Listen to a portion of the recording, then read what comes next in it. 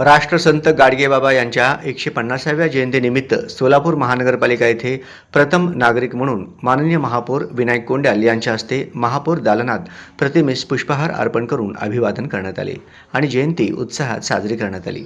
याप्रसंगी परीट समाज बांधवांच्या वतीनं विविध सामाजिक मागण्यांचे निवेदन महापौरांना सादर करण्यात आले। त्यामध्ये पुढील प्रमुख मागण्या मांडण्यात आल्या।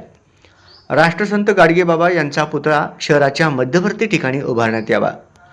परीट समाजासाठी समाज मंदिर उभारण्यात यावे।